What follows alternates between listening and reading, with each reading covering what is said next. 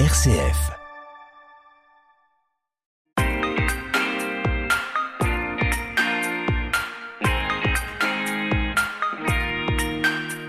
La date d'Halloween, le 31 octobre, approche à grands pas. Un jour attendu par les enfants, cette période de vacances scolaires, mais aussi par les jeunes en général. Quand on est ado ou étudiant, c'est souvent l'occasion de soirées ou d'événements déguisés. Mais est-ce anodin de fêter Halloween quand on est jeune, catho ou plus largement chrétien ? Pour en parler aujourd'hui au micro d'Ok Padre, je reçois le père Dominique Oznet, exorciste pour le diocèse du Mans.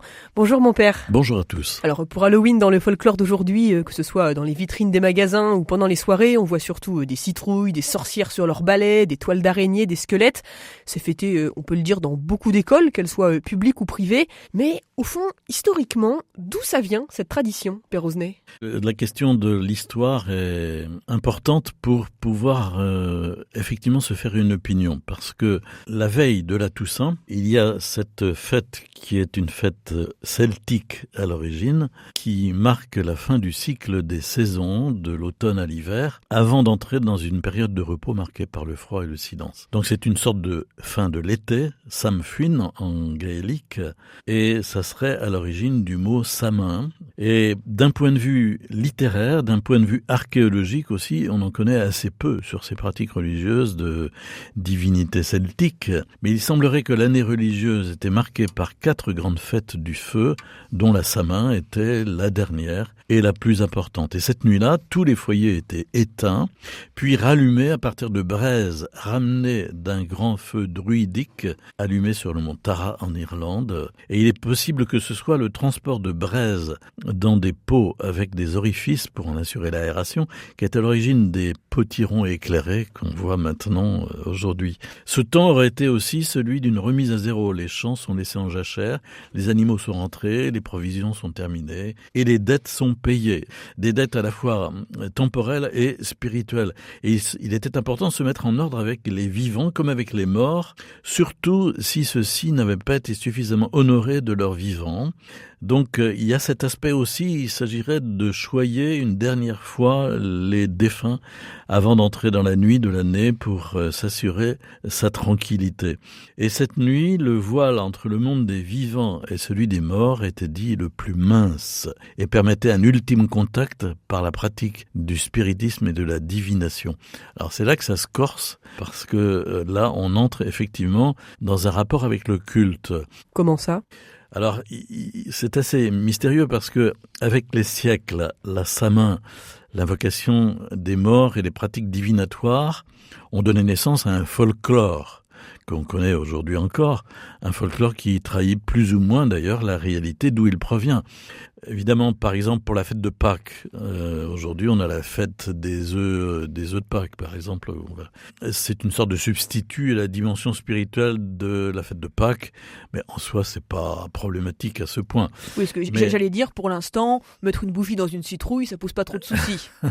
Non, mais la fête d'Halloween, donc, qui a occulté la Samin par une pratique populaire, déformant la réalité spirituelle qui est sous-jacente, c'est pas effectivement très grave. Mais après ça, on s'est amusé à jouer aux esprits en se baladant dans la nuit, éclairé de navets évidés, récupérant de la nourriture, jouant de mauvais tours à ceux qui refusaient ces dons.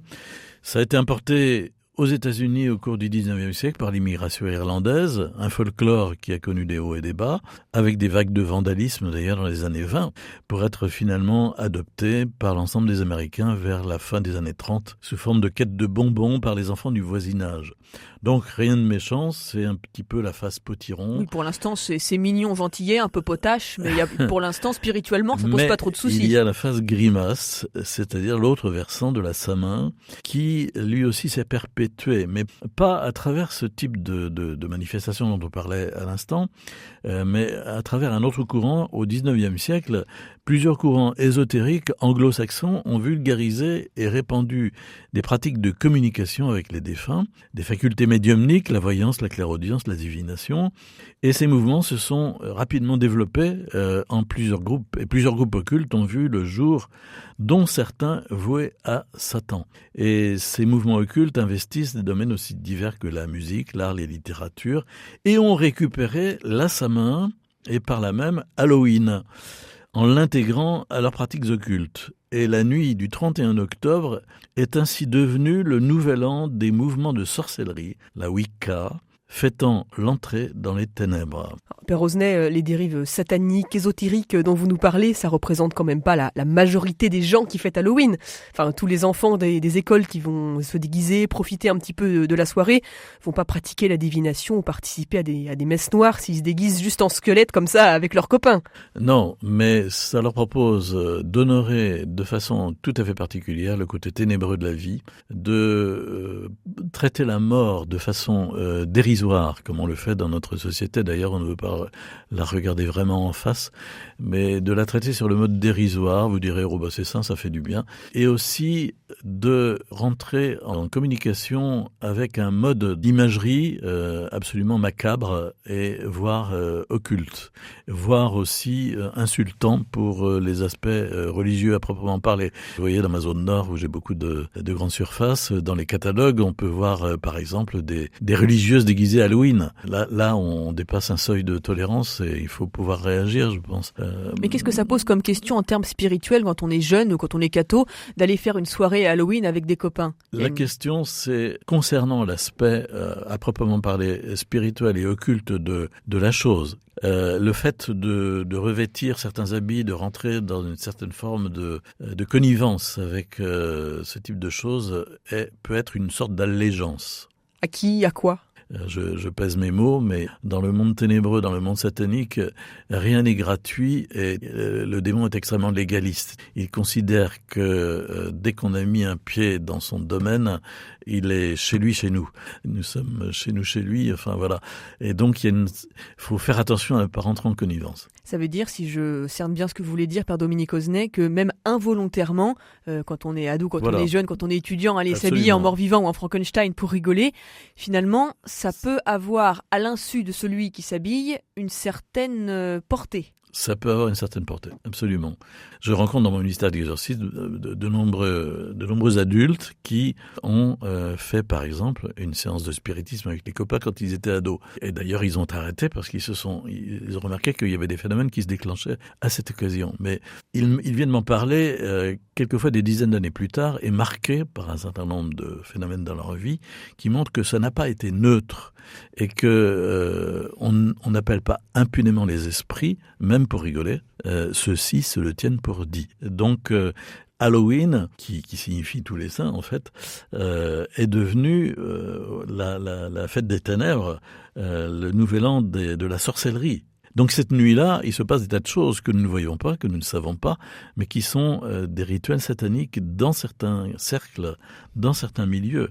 Donc il faut tout de même le savoir. Il faut tout de même le savoir et savoir aussi que cette nuit-là, on peut prier pour contrer, pour demander des protections par rapport à des personnes. Alors, on a l'impression d'être dans du mauvais roman fantastique, mais il faut tout de même ne pas être tout à fait naïf.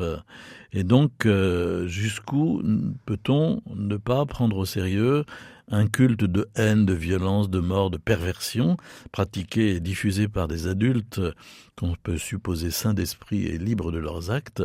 Donc le simple bon sens, il n'y a pas besoin d'être chrétien, le simple bon sens voudrait que un mouvement de contre-valeur, de recherche du morbide soit considéré avec prudence. Alors vous avez des preuves, des témoignages, des exemples de ce qui se passe pendant ces fêtes-là? Il y en a qui, oui, il y en a qui ont témoigné, effectivement, d'anciens satanistes qui se sont convertis. J'en vois un, par exemple, dont j'ai lu le témoignage, John Ramirez, qui disait que il s'était marié cette nuit-là, sachant la portée que cela pouvait avoir, la portée spirituelle ténébreuse que cela pouvait avoir. Et lui qui avait évidemment touché à ces choses-là de façon très proche, est horrifié par le fait qu'on laisse des enfants s'amuser cette nuit-là avec ce type de décorum. Oui, on a des témoignages, bien sûr. Oui, il explique, si je dis pas de bêtises, cette nuit est aussi importante pour le monde de la sorcellerie que le dimanche de Pâques pour les chrétiens. Voilà. Pour vous, c'est une manière aussi peut-être d'avertir peut-être des parents qui nous écouteraient? Oui, je pense qu'entre la citrouille et le chrysanthème le lendemain, ou le 2 novembre, qui est le jour des morts, le chrysanthème étant symbolique du soleil, il faut choisir entre la citrouille et le chrysanthème. Merci beaucoup, Père Dominique Osnay, pour vos réponses aujourd'hui dans Ok Padré. Vous êtes, je le rappelle, exorciste pour le diocèse du Mans. À bientôt.